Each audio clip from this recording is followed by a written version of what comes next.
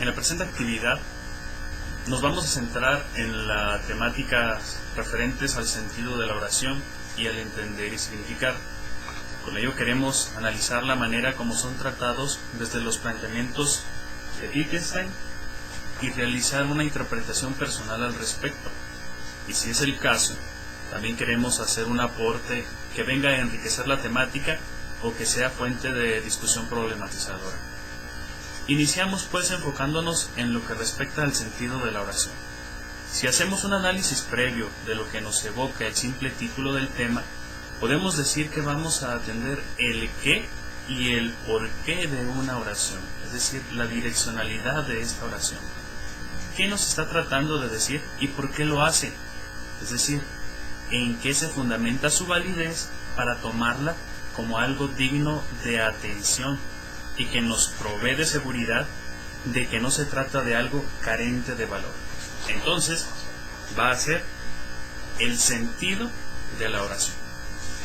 Partimos del pensamiento de Wittgenstein que nos presenta que decir esta combinación de palabras no tiene ningún sentido, la excluye del dominio del lenguaje y delimita así el campo del lenguaje. Tenemos aquí, no hay un sentido lógico, no hay un orden en ella. Con ello nos muestra que el simple hecho de encontrarnos con una serie de palabras no significa que tengan un sentido al cual deben atender, sino que más bien el sentido de dichas palabras se va a descubrir únicamente mediante un orden determinado en el que se encuentran dispuestas. La persona puede ver el sentido que tiene la unidad de las palabras según sea la manera como se le presenta. Por este motivo, una primera característica para poder descubrir el sentido de una oración sería pues el orden mismo. Yo no puedo descubrir el sentido de la oración en medio del caos, pues no hay ningún hilo conductor que me guíe para unificar las palabras. Ahora bien, en el orden en que encuentro las palabras, se deja ver la existencia de una regla que me ha de conducir o que me conduce a hacerlo de tal o cual manera, lo cual es expresado por Wittgenstein como límite. El lenguaje, entonces, se presenta dentro de un límite. Veamos aquí. Él dice, si trazo un límite, con ello no se dice para qué lo trazo, por lo que se trata de expresar que es una oración que se da de hecho, aunque no esté realizada una reflexión exhaustiva del por qué y el cómo se estructura dicho límite. Un ejemplo puede ser cuando a un niño pequeño se le dice que no tome algunas cosas que hay en el lugar, tal vez diciéndole, eso no, te hace coco, queriendo decirle que es peligroso. El niño identifica que aquello no lo debe tomar, y todo aquello que le digan coco, él lo verá como intocable. Pero no existe una argumentación explicativa que le diga los motivos por los cuales no debe hacerlo, o al menos todavía. Eso no significa que con el tiempo no vaya a encontrar una explicación de dichos motivos, sino que se le está encaminando a trazar límites del lenguaje, en los cuales se limita también la conducta que el lenguaje podría sustentar. Caso similar es la cuestión de cosas ilegales o legales. Si no sé que una cosa es ilegal y la poseo, cuando me dé cuenta de que es ilegal, me desprenderé de ella o la ocultaré, aunque no sepa los motivos por los cuales he adquirido el carácter de ha adquirido esta cosa el carácter de ilegalidad. El límite, pues, se presenta como el pensamiento al que se refiere el lenguaje. Wittgenstein dice que la finalidad del lenguaje es expresar pensamientos. Yo lo hablo, pero porque estoy teniendo una representación mental de esta cosa. Por lo que si la estructura que tiene el lenguaje no está delimitada y organizada, no existe un pensamiento o una coherencia en el entretejido de los pensamientos que forman la oración, la cual me permite conocer el sentido de lo que se me está expresando. Imaginemos que yo tengo como palabras que forman mi oración las siguientes: pasto, gol, pateo, fuerza, botara, balón, metió. No hay un sentido claro de lo que quiero decir con ellas. En un primer momento, la razón humana busca a toda costa establecer un orden en ellas y trata de interpretar qué es lo que posiblemente quiera decir con ellas. Se da de ver que hacen falta elementos todavía para tener mayor claridad. Pero si yo pongo esos elementos faltantes y los organizo, el sentido de mi oración adquiere orden. Después de que el balón botara en el pasto, lo pateó con fuerza y metió gol. Pero ¿qué pasa cuando un sujeto parece decir una serie de palabras como si tuvieran coherencia, aunque un oyente no las entiende? La respuesta estará en el pensamiento. Wittgenstein dice que la oración con sentido es aquella que no solo podemos decir, sino también pensar. Esto es debido a que si no hay un correlato en el pensamiento, la oración es vacía. Sin un sentido, no hay una respuesta en quien atiende a esa oración. Es interesante ver aquí una relación directa entre el lenguaje y los contenidos del pensamiento. En el pensamiento se encuentran los conceptos que rodean a las palabras, pero también se encuentran imágenes. En este punto, una persona puede decir palabras que no tengan correlato en el pensamiento, pero no puede imaginar una imagen que no lo tenga. Por más que queramos imaginar algo nuevo, siempre lo haremos con imágenes que hemos adquirido de la realidad.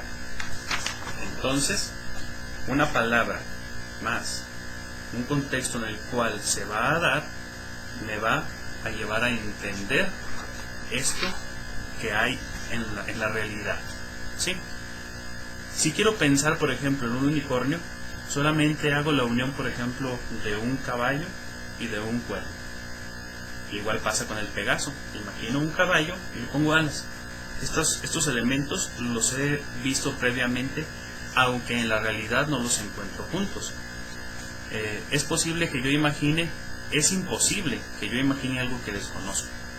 En última instancia, el sentido de la oración nos remite a una epistemología que busca encontrar el origen de los contenidos mentales y nos muestra tanto la carencia de conocimiento que el ser humano tiene, al igual que la capacidad inmensa que tiene para poder adquirirlos. Ahora bien, tenemos que desarrollar el sentido que las oraciones tienen en cuanto a un orden y un límite. Podemos atender nuestro segundo punto. Ahora sí, el entender y el significar. Cuando hablamos de entender, nos referimos, como ya les mostraba, a que hay una comprensión clara del sentido que una oración tiene. Pero cuando nos referimos al significar, entran en juego una serie de elementos subjetivos de interpretación del lenguaje.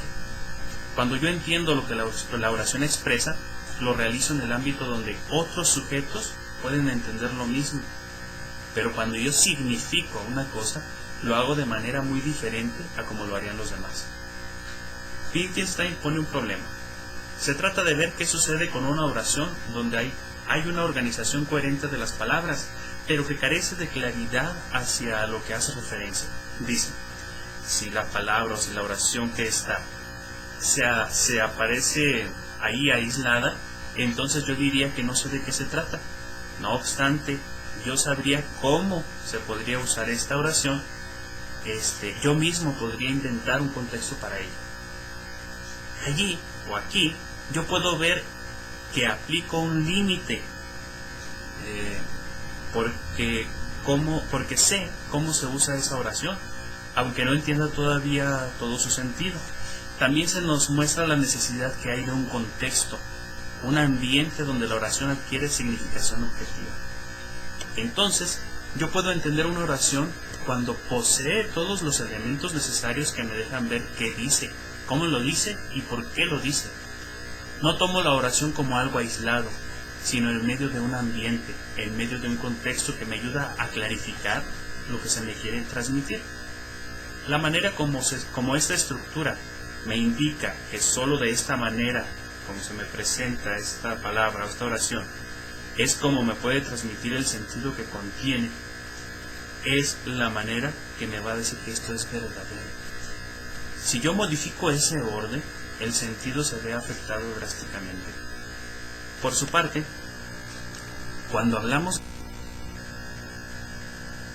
de significar, nos estamos moviendo en un ambiente más subjetivo.